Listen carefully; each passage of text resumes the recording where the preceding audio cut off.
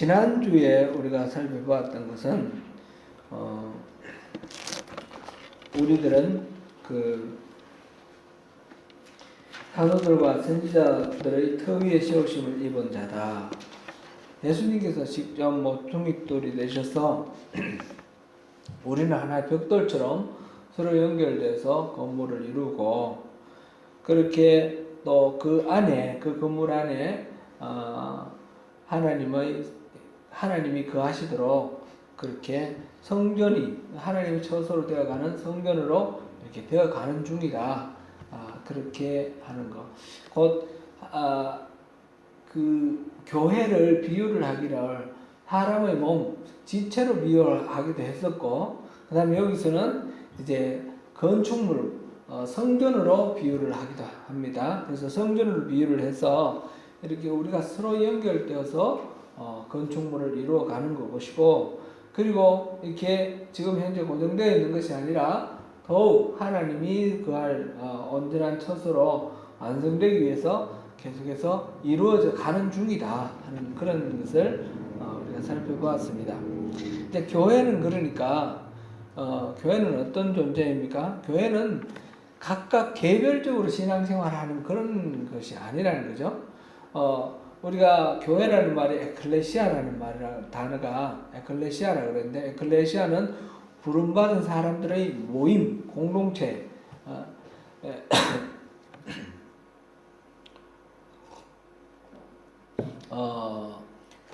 부름받은 사람들의 모임이라고 했어요. 우리가 부름받아서 한 사람 한 사람으로 부름받는 것이 아니라 부름받아서 교회라는 하나의 공동체로 이렇게 부름을 받는 겁니다. 편입되는 겁니다. 그래서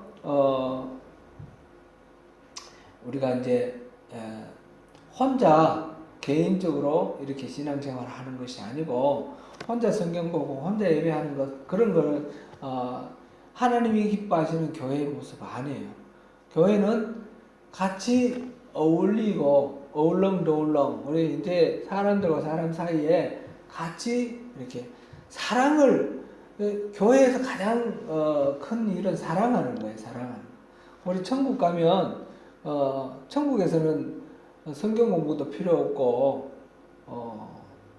또 뭐 전도도 필요 없잖아요. 천국에서 필요한 게 딱 두 가지래요. 뭐였죠? 예배하는 거하고 사랑하는 거래요. 그래서 지금 이 땅에 살아있는 동안 우리 구원받아 가지고 구원받은 백성으로서 이 땅에 살아있는 동안 연습해야 될 거, 가장 열심히 해야 될 게 예배하고 사랑이에요. 이제 그 전도도 여기 다 포함되는 거예요. 근데 이 사랑이라는 거는 상대가 있어야 되는 거잖아요. 상대 없이 혼자 사랑하는 거 아니잖아요. 그래서 공동체 안에서 서로 때로는 맞지 않아가지고 부대끼면서 실패하고 좌절도 하고 또 미운 마음도 들고, 그런 가운데서 점점 예수님의 성품을 닮아가면서 서로 용납하고 사랑하는, 상대를 용납하는 것과 나를 낮추고 헌신해서 상대에게 기여하는 것, 헌신하는 것, 이런 것들이 같이 성숙되어 가는 것이 사랑입니다. 교회는 바로 그런 곳이라는 거죠. 혼자 고립되어 있는 것이 아니라 함께 서로 연결하여 주 안에서 성전이 되어 가는 거다라는 것, 그거 하나 하고, 그 다음에 이렇게 이제 서로 연결되는 것과 더불어서 또 하나가 이제 고정된 존재가 아니라 유기체로서 자라가고 성장해 나가는 그런 존재다. 교회는 그러니까 성숙되어 가는 존재, 예수님의 성품을 닮아가는 존재다 하는 거, 이 두 가지요. 하나는 혼자 고립되어 있는 게 아니라 연결되어 있는 것. 하나는 저마다 개별적으로 성숙되어 가는 것. 성숙되어 가면서 전체적으로도 성숙되겠죠. 그것을 우리가 이제 초점을 맞춰 두고 이렇게 보면 좋겠습니다. 오늘 3장 1절부터 13절은 그런 교회에 대해서 하나님께서 품으셨던 하나님의 마음이에요. 그러니까 교회는 다름 아니라 하나님이 이 세상을 어떻게 구원하고 어떻게 완성시켜 나갈까 할 때 하나님의 그 계획, 여기서 경륜이라고 표현되어 있는데 그 경륜이 고스란히 이렇게 실현된 것이 바로 교회라는 거예요. 그게 지금 1절부터 13절까지 내용입니다.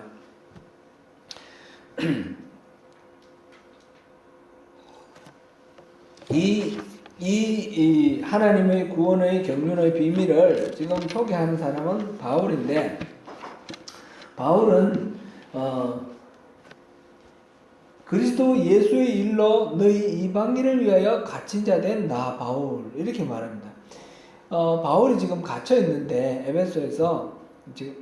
에베소가 아니라 로마에 갇혀 있는데 그 이유가 이방인들을 위하여, 에베소 교인들이 다 이방인이에요. 여러분들을 위해서 내가 잡혀 있습니다. 그런데 무슨 일로 잡혀 있습니까? 그리스도의 일로 잡혔습니다. NIV 성경 제가 읽어드릴게요. 이렇게 번역되어 있어요. 영어 번역으로 For this reason, I, Paul, the prisoner of Christ Jesus, for the sake of you Gentiles. For the sake of you Gentile. 여러분 이방인들을 위하여 the prisoner of Christ Jesus. 예수 그리스도의 죄인이 된 나 바울 이렇게 표현했어요. 지금 누구에게 잡혀 있어요? 바울은 로마 당국에 잡혀 있어요. 그죠? 로마 지금 예루살렘에서 소요가 일어나고 잡혀가지고 가이사라에 2년 동안 감옥살이를 하다가 그다음에 이 로마 시민인데 재판도 없이 이렇게 하는 것이 부당하다 해서 상소를 해서 그러면 황제 앞에 가서 직접 재판 받아보겠다 해서 로마로 이제 압송되었어요. 로마로 압송되었는데 그 이유가 그 예루살렘에서 드로비모라는 사람하고 같이 이방인하고 같이 예루살렘에 걸어가다가 이 유대인들이 시비를 건 거예요. 바울이 지금 아시아 지방으로 돌아다니면서 할례 받지 않아도 된다, 막 그렇게 얘기를 하면서 율법을 전부 무시해야 된다 그랬는데 지금 그 드로비모라는 저 이방인을 데리고 성전에 들어가려고 한다. 그거는 사실 근거가 없는 거잖아요. 남의 의도를 어떻게 알아서 그런 식으로 사람들을 충동하고 그 다음에 이렇게 해서 막 소요가 일어나서 그래서 총독이 얘를 잡은 거예요. 이제 바울 사도를 잡은 거예요. 잡아가지고 감옥에 집어넣는 거죠. 그럼 부당하게 우리가 어떤 잘못한 게 있느냐 그랬는데 계속 이제 재판에 넘겨져 있는 상태. 이방인 드로비모하고 같이 있기 때문에 잡혀간 거고 유대인들이 바울을 고소한 이유는 이방인들에게 율법을 다 지키지 않고 할례를 받지 않더라도 예수를 믿으면 구원을 받는다라는 이 복음을 전했기 때문에요. 이방인들에게 있어서는 사실상 유대인과 이방인들 그 관계는 갈등이 아주 심했어요. 유대인들은 이방인을 인간으로 취급도 안 해주고 유대인들이 생각할 때는 하나님은 자기들을 구원해 줄 것이고 이방인들은 버려질 거라고 생각했어요. 심지어는 그런 얘기까지 나와요. 이방인들은 왜 그러면 창조되었느냐? 그 유대의 학자들 중에, 서기관들 중에 그렇게 얘기하는 사람들도 있어요. 저 사람들은 악인들이라서 지옥의 땔감으로 쓰려고. 이런 아주 무지막지한 말까지 할 정도로 이방인들을 무시하고 이방인들을 막대했어요. 그런데 바울 사도가 전하는 게 뭐예요? 예수를 믿으면 이방인도 구원받는다는 거예요. 이 유대인들만 구원받는 게 아니라 이방인들도 구원받는데 유대인들도 할례 받고 이렇게 해서 구원받는 것이 아니라 예수를 믿음으로 구원받는다. 그래서 디아스포라 흩어진 유대인들도 할례, 율법 지킴 이런 것을 통해서 스스로 율법대로 잘 살아서 정결해서 구원받는 것이 아니라 그 죄인의 모든 문제를 지고 십자가를 지신 예수님을 믿음으로 구원받는다. 이게 이제 바울 사도의 복음인데, 바울 사도가 전한 복음인데, 이방인들을 위해서 하나님께서 보내셨죠. 그래서 이방인들을 위한 그 복음, 그걸 전한 이유로 지금 유대인들에게 공격받아서 잡혀 있어요. 그래서 죽게 됐어요. 그런 상황, 이방인들을 위해서 for the sake of the you Gentile 이래 돼 있죠. 그 말이 맞는 말이죠. 그런데 그 앞에 우리말 한글로는 그리스도 예수의 일로 잡혔다 이렇게 됐는데, 영어 성경에는 the prisoner of Jesus Christ, the prisoner of Christ Jesus 이렇게 돼 있어요. 예수 그리스도의 죄수 이렇게 돼 있어요. 자기가 지금 로마 당국에 잡혀 있지만 로마 당국이 자기를 잡아서 벌 주고 이런 상황이면, 그 단순히 그것이면 로마의 뜻대로 내 마음을 바꾸면 뭐 풀려날 수도 있겠죠. 근데 그런 상황이 아니라는 거예요. 나는 예수님의 일을 위해서 예수님에게 잡혀 있는 거예요. 그걸 마지못해 잡혀 있는 게 아니라 예수님의 일을 위해서 내가 주님께 사로잡힌 자다. 그런 표현으로 또 Prisoner of Christ Jesus 이렇게 표현을 하고 있습니다. 바울 사도는 자기의 정체성을 바로 예수님의 일을 위해서 자신을 내놓은 헌신하는 자, 그런 식으로 얘기를 했습니다. 그것은 뒤에 계속해서 설명이 나오는데, 너희를 위하여 내게 주신 하나님의 그 은혜의 경륜을 너희가 들었을 것이라. 이 너희는 누구죠? 에베소 교회 이방인 그리스도인입니다. 여러분들을 위해서 내게 주신 하나님의 그 은혜의 경륜, 그 은혜의 경륜이라는 말이 뭐예요? 경륜이라는 말은 아주 깊은 그 계획이에요. 계획. 단순하게 말하면 계획. 하나님께서 이 땅을 움직이시기 위해서 깊은 포부를 가지고 세워놓으신 계획이에요. 계획. 그것이 경륜인데, 하나님 그 은혜의 경륜을, 너희를 위하여 내게 주신 하나님의 은혜의 경륜은 뭘까요? 그러면 바로 앞서 말씀드렸던 그 복음을 전하는 거예요. 이 이방인들을 구원하는 것이 하나님의 계획입니다. 이방인들을 구원하기 위해서 바울을 보내는 것이 하나님의 계획입니다. 이방인들을 위해서 교회를 세우는 것이 하나님의 경륜이고 하나님의 계획입니다.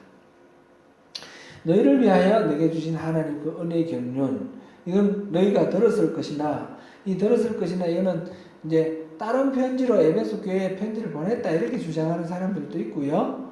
그렇지 않고 에베소서 지금 1, 2장에서 말한 것 이뿐만 아니라 그 밖에도 많은 편지를 썼지 않습니까? 지금 그렇죠? 지금 에베소 교회는 바울 사도가 편지 쓴 거는 1차 전도여행 갔다 와서 갈라디아서를 쓴 이대로 2차 전도여행 중이나 그 이후, 3차 전도여행 중이나 그 이후 계속 편지 썼고, 그 다음에 지금 이 에베소 교회는 이른바 옥중서신이라고 해서 이 편지 13편의 편지를 쓴 중에 후반에 해당되는 내용이에요. 그죠? 그래서 이 편지들을 다른 편지들을 통해서 그 구원의 계획에 대해서 이렇게 했던 하나님의 경륜을 여러 차례 여러 편지를 통해서 내가 기록을 했는데 여러분들이 다 보고 잘 알 수 있을 것이다 이렇게 말하는 거죠. 그런 모든 것들은 어떻게 내가 그것을 알게 되었냐, 곧 여기서 계시로 내게 비밀을 알게 하신 것은 내가 먼저 간단히 기록함과 같다 이렇게 말했어요. 바울 사도가 이것은 하나님의 계시로 그것을 알게 되어서 그것을 기록했다 그런 내용이죠. 우리 이 계시라는 말 revelation 하나님이 보통 이렇게 매일을 걷는다 이거하고 같은 말이에요. 가려져 있는 것을 덮고 있는 이 덮개를 벗겨내는 것, 이게 리빌이에요. 그래서 뭐 탄론하다, 정체를 드러내다 이런 식으로도 리빌이라는 단어가 쓰이잖아요. 바로 하나님의 계획이 이렇게 드러나게 되는 것, 표현되는 것, 이거를 리빌, 그래서 revelation 이렇게 말하는데, 이 계시 이렇게 함으로써 뭐가 드러났어요? 하나님의 비밀이 드러났다는 거예요. 하나님의 비밀. 비밀이라는 말은 두 가지라는 영어 단어로 보면 두 가지가 있잖아요. secret가 있고 또 mystery가 있는데, 여기서 말하는 것은 mystery다. secret이 아니라 mystery다 하는 걸 갖고, 이 mystery를 통해서 secret은 감춰놓고 말을 안 하다가 말을 하면 자동으로 알게 되는 거예요. 그죠? 미스터리는 어떤 거예요? 말을 해도 잘 모르는 거예요. 잘 아는 경우도 있고 모르는 경우도 있고. 그래서 미스터리, 참 미스터리다. 우리 봐도 저게 뭔가 잘 모르, 신비하다. 그런 식으로 우리 미스터리라고 말을 하는데, 하나님께서 이렇게 계시로 이미 이 미스터리를 드러내 주셨다는 거예요. 그래서 이거는 사실 구약 시대 때부터 계속해서 하나님은 알려주셨어요.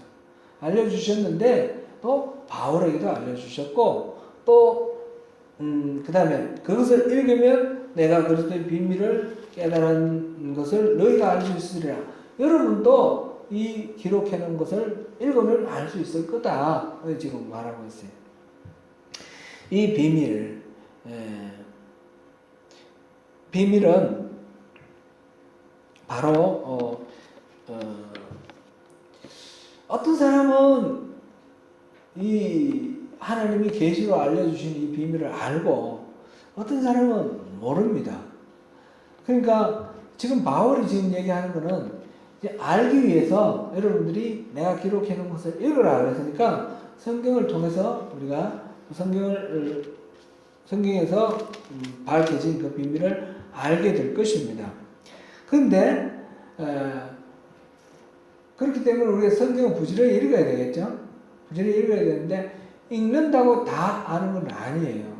어떤 경우는 알 수도 있고 어떤 경우는 잘 몰라요. 그러면 우리가 읽을 필요가 없나요? 그건 아니에요. 읽으면 모르는 거예요. 그러나 읽으면 알 수 있는 거예요. 어떻게 하면 알 수도 있고 모를 수도 있지만, 우리가 그 알 수 있는 거를 더 추구를 해야 되겠죠? 어떻게 하면 알 수 있는가? 그게 오늘 관심 중에 또 하나입니다. 그것도 우리가 조금 이따가 살펴보겠습니다. 기본적으로 이 계시는 바울 사도가 사도행전을 우리 한번 보겠습니다. 사도행전 9장. 바울 사도는 원래 예수 믿는 사람들을 핍박하는 사람이었어요. 하나님을 섬긴다고 생각을 하고 예수 믿는 사람들을 핍박을 했는데, 그 핍박하기에 다메섹으로 가는 도중에서 예수님을 만났죠. 그때 예수님이 이 바울에게 말씀을 해주셨어요. 9장 15절을 읽어봅니다. 시작. 주께서 이르시되 가라, 이 사람은 내 이름을 이방인과 임금들과 이스라엘 자손들에게 전하기 위하여 택한 나의 버릇이라. 그러니까 바울을 이 주님이 택하셔서 바울을 통해서 예수 그리스도의 이름을 이방인들에게 알리고, 그 다음에 임금들, 이 세상의 통치자들, 그리고 이스라엘 사람들, 이방인들과 이스라엘 사람들 전체에게 예수 그리스도의 이름을 알리는 그런 도구로 이 사람을 부르셨다라는 거죠. 이 사람을 선택하셨다는 것을 여기서 말해줬어요. 예수님이 바울 사도를 지금 선택하는 이유를 분명하게 말로 이렇게 계시해 주시는 걸 볼 수가 있습니다. 또 22장 한번 보겠습니다. 22장. 사도행전 22장.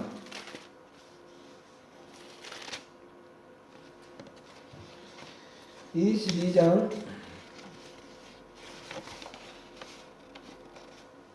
21절 같이 읽어봅니다. 시작. 나더러 또 이르시되 떠나가라, 내가 너를 멀리 이방인에게로 보내리라 하셨느니라. 지금 이 말씀도 바로 바울 사도를 이방인들을 위한 사도로 지금 보내시는 예수님의 그 마음을 이렇게 계시를 해주시는 것을 알 수가 있습니다. 이렇게 바울 사도에게 예수님이 말씀해 주셨고 이미 계시하셨고 그거를 바울 사도는 지금 여러 성경에 기록해 놨고 그 성경을 우리가 읽으면 우리가 그것을 알 수 있는 길이 열린다는 거죠. 근데 보니까 오늘 본문을 다시 돌아오겠습니다.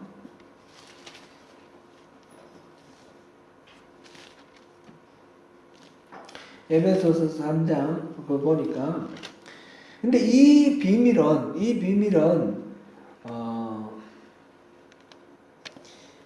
5절 같이 읽어보겠습니다. 이제 그의 거룩한 사도들과 선지자들에게 성령으로 나타내신 것 같이 다른 세대에서는 사람의 아들들에게 알리지 아니하셨으니 지금 현재 거룩한 사도들과 선지자들에게 성령으로 나타나게 그 비밀을 말씀해 주셨다는 거예요. 그죠? 성령으로 나타내신 것 같이 나타내셨습니다. 그런데 다른 세대에서는 사람들의 아들들에게 알리지 아니하셨다. 다른 세대는 언제를 말할까요? 옛날에 구약시대는 사람들에게 그를 알리지 아니하셨다. 이것도 앞서 말씀드린 대로 알리지 않아서 모르게 해서 감춰서 모르신 게 아니라 끊임없이 하나님은 말씀하셨지만 이 미스테리온 이거는 그 비밀은 보고도 깨닫지 못하는 거예요. 그런 상태. 그 상태로 놔두셨다라는 거예요. 지금 이것을 이제 깨닫게 되는 것은 어떻게 되는 건가?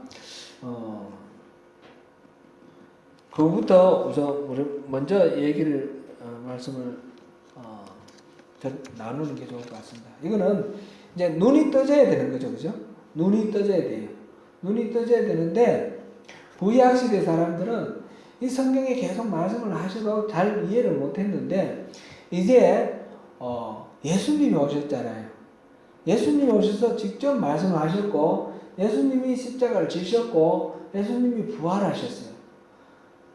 죽으셨다가 부활하셨어요. 그러면서 그 모든 문제에 대한 그동안에 성경에 말씀하셨던 것들에 대해서 알 수 있도록 우리에게 다시 한번 빛이 되어 주신 거예요. 예수님의 삶을 통해서 예수님의 죽으심을 통해서 그게 그 말이구나 라는 걸 알게 됐어요. 그래서 그리스도의 빛을 통해서 첫 번째 알 수 있게 됐다는 거죠. 그전에는 예를 들면 이방인과 유대인들이 이게 하나가 되는 건 도무지 이해가 안 됐어요. 이해가 안 됐는데 예수님께서 그 성전 휘장을 위에서 아래로 찢는 그걸 통해서 예수님 자신의 몸을 화목제물로 드려서 하나님과 사람 사이에 그 화목제물 되시고 이방인과 유대인 사이에 이 막힌 담을 허물어 주셨다. 우리 2장에 그게 나왔죠. 허물어 주셨다. 이게 예수님을 통해서 그 모든 일들이 해설이 되고 이해가 되는 거죠. 그렇게 되는 거. 예수님의 그리스도의 빛을 통해서 바로 이 이미 계시된 것들이 예수님을 통해서 그렇구나. 사실이 그렇게 되는 거구나. 깨달아 알게 됩니다. 뿐만 아니라 이제 이거는 전적으로 주님의 은혜 우리가 수동적으로 받는 은혜이고요. 그 다음에 우리가 은혜를 받았을 때 우리가 어떻게 반응하느냐, 우리 반응에 따라서 이 미스테리온, 이 비밀이 깨달아지기도 하고 그렇지 못하고 눈에 보이지 않은 상태로 머물러 있을 수도 있습니다. 그것은 은혜를 어떤 방법으로 우리가 받아들이느냐에 달리는 것입니다. 바울 사도가 지금 이방인을 위한 사도로 지금 보냄을 받았어요. 보냄을 받은 거 이거는 바울 사도에게 있어서 말하자면 책임이 주어진 거죠. 은혜지만 은혜는 책임인 거예요. 근데 우리가 은혜를 생각할 때 두 가지 측면을 볼 수 있습니다. 하나는 은혜를 책임으로 받아들이는 것. 하나는 은혜를 특권으로만 받아들이는 것. 은혜 받은 거, 이거 나만 누리는 특권으로만 생각하는 거. 이 이스라엘 백성들, 유대인들은 하나님이 베풀으신 은혜를 특권으로만 생각했습니다. 이것을 책임으로 받아들이지 않았습니다. 하나님은 우리를 선민으로 우리를 선택하셨다. 우리는 아주 저 이방인들과 다르다. 우리는 특별한 사람들이다. 이렇게 선민의식이라는 말, 이거는 자기들의 어떤 책임성은 생각하지 않고 특권만 생각하는 그런 경우입니다. 그런데 하나님이 왜 이 사람들에게 이런 선민으로 뽑아놓으셨어요? 책임이 있는 거예요. 원래 하나님의 의도에는. 이들을 통해서 이방인들을 구원하고자, 하나님 나라를 회복하고자, 그래서 이스라엘 사람들을 선택하셨거든요. 근데 이 책임을 망각하니까, 특권만 생각하니까 하나님의 그 계획, 의도를 알 수가 없는 거예요. 그러므로 바울처럼 자기에게 주어진 그 은혜를 이 책임으로 받아들일 때, 책임으로 받아들이면 이게 특권이기도 하지만 특권으로만 보는 것이 아니라 책임으로 받아들일 때, 그럴 때에 이게 이방인들을 위해서 나를 보내셨구나. 그래서 이방인들과 이 유대인들 간에 이 하나 되는 것도 다 이해가 되는 거죠. 그래서 이 계시를 통해서 이 비밀을 알게 되는 것은 그리스도의 빛으로 적용되는 것이 첫 번째. 이거는 당연한 거고, 두 번째로는 우리 어떤 반응을 보이느냐에 달린 것입니다. 은혜를 우리가 특권으로만 보는 것이 아니라 책임으로 보는 것입니다. 이런 예화가 있습니다. 17세기에 런던에 지금도 런던에 그 세인트폴 성당이 있는데, 세인트폴 성공의 성당인데, 이게 17세기에 화재가 나가지고 다시 지었대요. 다시 지었는데 그때 건축 책임을 진 사람이 크리스토퍼 렌이라는 사람인데, 이 사람 원래 천문학자였는데 과거에 보면 미켈란젤로도 뭐 이렇게 건축을 설계를 하는 것처럼 이 천문학자가 이렇게 건축을 설계를 했어요. 건축 책임자가 바로 크리스토퍼 렌이라는 사람이에요. 이 사람이 세인트폴 성당을 건축을 하는데, 어느 날 그 현장에 가봤어요. 현장에 가보니까 이 세인트폴 성당은 이 대리석으로 만들어진 건축물이에요. 보니까 어떤 사람이 열심히 대리석을 이렇게 쪼고 있어요. 석공이에요. 그래서 당신은 지금 뭘 하고 있습니까? 그랬더니 그 사람이 말했습니다. 맥도 모르고 지금 길이 6자, 폭 3자, 높이 5자, 이것만 한없이 이것만 만들고 있습니다. 돌멩이로 이렇게 한없이 이것만 깎고 있습니다. 그렇게 말하는 거예요. 그리고 조금 더 가다 보니까 또 다른 석공이 이렇게 돌을 쪼고 있습니다. 그래서 당신은 뭐 하고 있습니까? 그랬더니 이 풀칠을 하려고 그러다 보니까 이거 뭔지도 모르고 이러고 있습니다. 그러고 있는 거예요. 또 조금 더 가다 보니까 다른 한 사람이 있었어요. 그 사람에게 당신은 지금 뭐 하고 있습니까? 그랬더니 보시는 대로 저는 렌경이 지도하는 이 세인트폴 성당 건축에 제가 이 한 역할을 담당하고 있습니다. 저게 너무너무 큰 영광입니다. 이렇게 얘기를 하더래요. 자, 이 세 사람 중에 어느 사람이 자기의 일에 대해서 은혜로 책임 있는 은혜로 그렇게 보고 있습니까? 이 세 번째 사람이겠죠. 네. 자기에게 주어진 일을 어떻게 바라보느냐, 하나님 주신 은혜를 어떻게 우리가 해석하느냐에 달린 것입니다. 우리 초롱이가 금방 태어나고 아기일 때 이무렵부터 우리 초롱이를 돌봐준 할머니가 계셔요. 그분은 참 여러모로 참 우리들에게 고맙고 참 착한 분인데, 그분은 교회에서 교육을 좀 잘못 받았나 봐요. 강원도 출신이신데 이제 고향을 떠나서 도시에 와서 이제 살고 계시는데, 가정적으로 경제적으로 이제 보탬이 되고자 자식이 있고 있는데 우리 집 와서 그렇게 애를 돌봐주면서 그렇게 계셨어요. 근데 우리가 이제 고맙다고 이렇게 네이 뭐 이런 거 있잖아요. 뭐 이런 거 선물을 하면 그걸 얼마냐고 자꾸 물어봐요. 아이, 선물로 드리는 건데 뭘 물어보십니까? 아이, 알아야 된대요. 그래서 말을 안 해주면 막 속상해하고 막 그러면 자꾸 물어봐요. 집요하게 물어봐요. 그래가지고 왜 그런가 이상했어요. 선물을 할 때마다 선물을 받으면 기뻐하는 것이 아니라 짜증내고 화를 내는 거예요. 왜 선물을 주냐고. 그래 알고 봤더니 이제 어느 날 막 이렇게 방바닥을 막 닦으면서 혼자 중얼중얼 하는 걸 제가 우연히 들었어요. 들었는데 이제 그 중얼중얼 하는 소리를 통해서 제가 그 내용을 알게 됐어요. 뭔가 하면 이 현물로 선물을 드리면 11조를 해야 되는 거예요. 그래서 11조를 하려고 그러면 현금이 필요하잖아요. 현금 없는데 자꾸 이 11조 할 현금 없는데 선물 준다고 짜증내고 막 화를 내는 거예요. 그래서 제가 얘기를 했어요. 할머니께.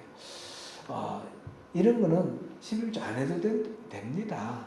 선물로 받은 거는 그냥 쓰셔도 됩니다.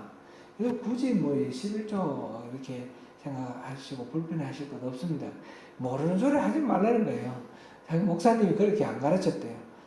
선물을 받아도 다 11조를 해야 된다. 그러면서 그러니까 선물 받는 게 너무너무 힘들잖아요. 그러면서 막 이렇게 닦으면서 하는 얘기가, 아휴 어쩌다가 내가 예수를 믿어가지고 아휴 막 그러면서, 그러니까 예수 믿는 게 복입니까 저주입니까? 선물 받는 게 너무너무 큰 재앙인 거예요. 어떻게 이렇게 예수를 믿을 수 있는가 말이죠. 그거는 그 목사님이 너무너무 잘못 가르친 목사님이 죄인인 거예요. 근데 아무리 그거를 설득을 하고 그 설명을 해도 이 할머니는 머릿속에 확실히 그 목사님을 절대적으로 신뢰하기 때문에 생각이 고정적으로 딱 박혀 있어가지고 안 바뀌는 거예요.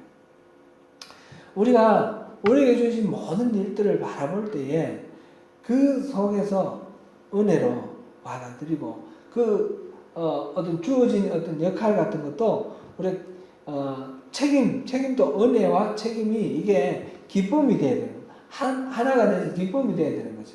그냥 특권만 있는 것이 아니고 책임을 지는 것도 물론 당연히 있어야 되는데, 그것이 그냥 무거운 짐이 아니라 기쁨으로 그 책임을 감당할 수 있어야 됩니다. 그럴 때에 우리에게 그 사명을 주신 하나님의 그 목적, 그 마음, 그 의도가 우리에게 깨달아지는 거죠.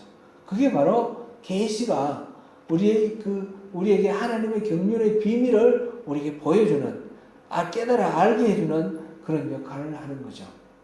하나님이 말씀하시는 것은 옛날부터 말씀하셨는데 왜 우리가 깨닫지 못하고 우리가 보는 눈이 없느냐? 하나님이 베푸신 그 은혜에 대해서 우리가 반응을 어떻게 하느냐에 달려있는 것입니다.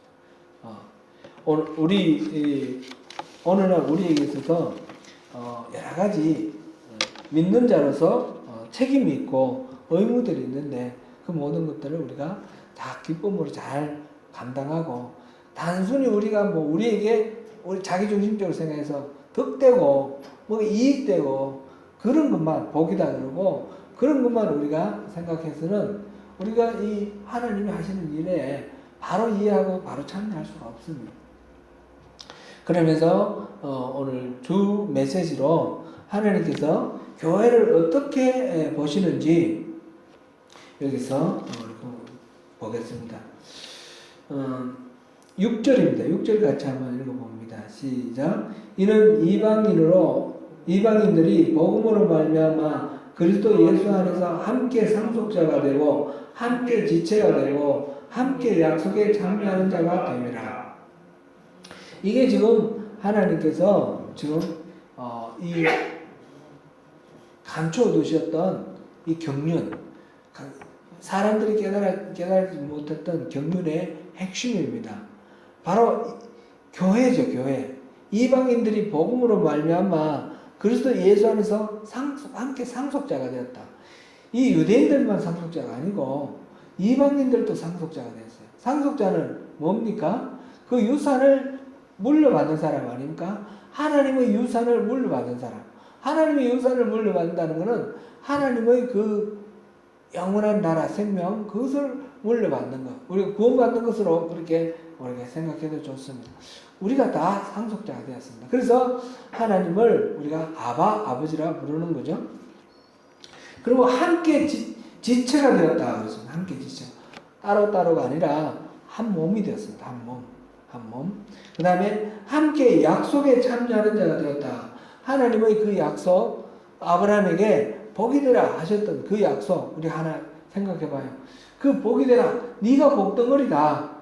네가 복 전체다. 복의 근원이다.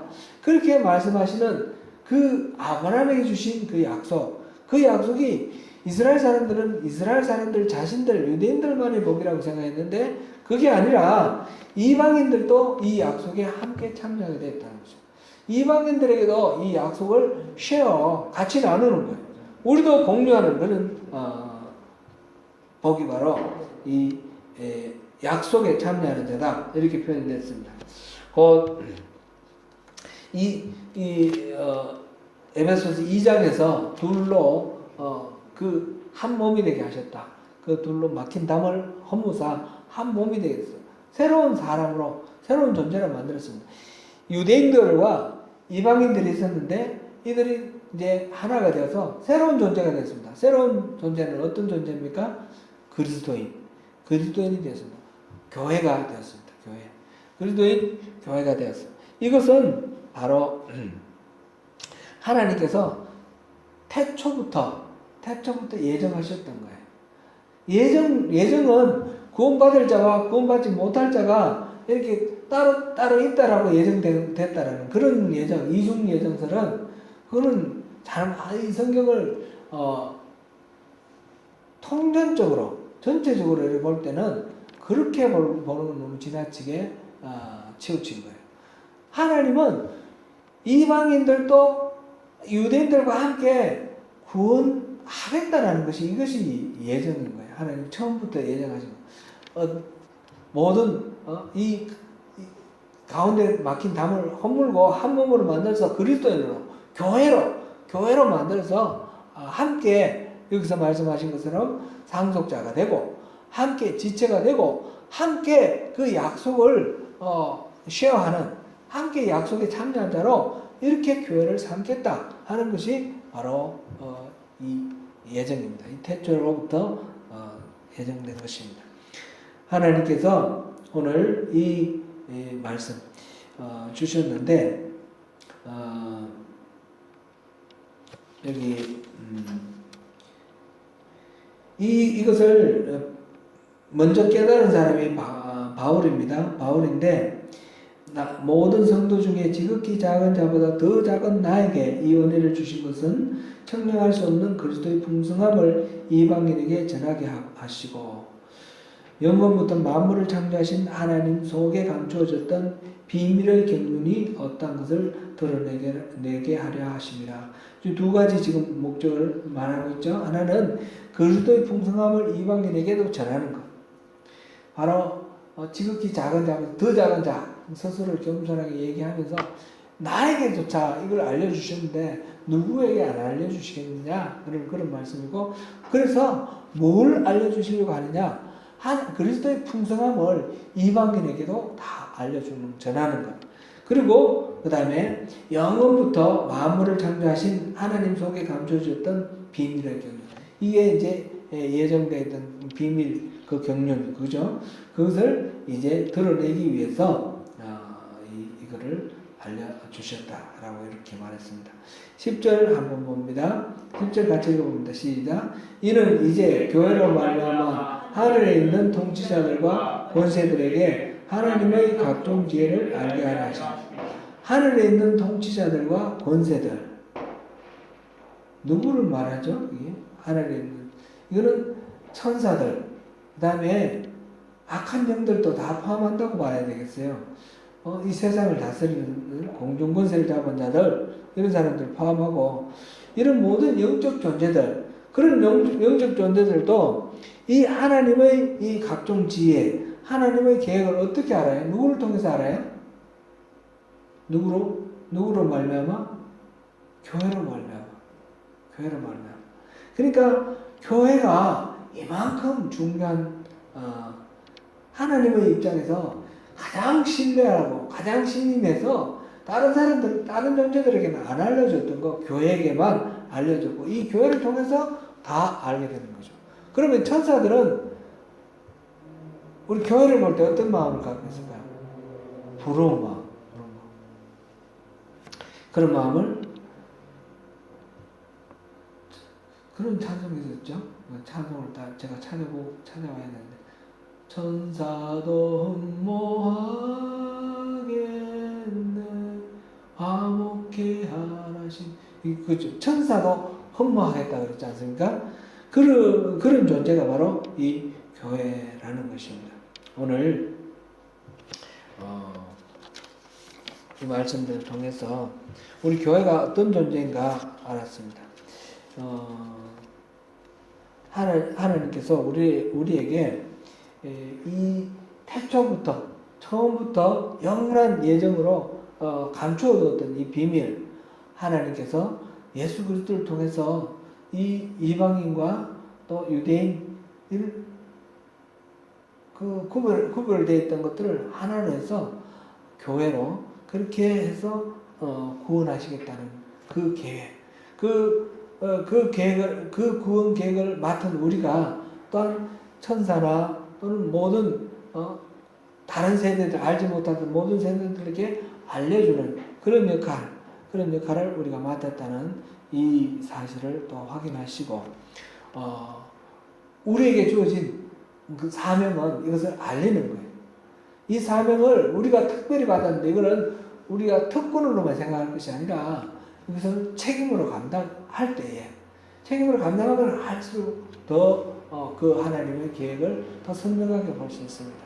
우리가 신앙의 핵심은 본질은 다른 게 아니라 우리가 예수 잘 믿어가 우리가 복 받고 등 따숩고 배부르게 잘 먹고 잘 사는 것 그것도 아니고 우리가 또 뭐 소원 성취하는 이런 것들이 아니라 우리가 예수를 잘 믿어서 하나님의 뜻을 잘 알게 되고 그래서 하나님은 우리를 부르신 목적, 우리를 통해서 하나님 하실 일, 하나님의 계획, 하나님의 경륜 이거를 우리가 잘 알아서 그 비밀을 알아서 그 역할, 그 책임을 잘 감당하는 것, 하나님의 동력자 되는 것, 하나님을 깊이 이해하고 하나님의 동력자 되는 것 이것이 우리 신앙의 핵심입니다.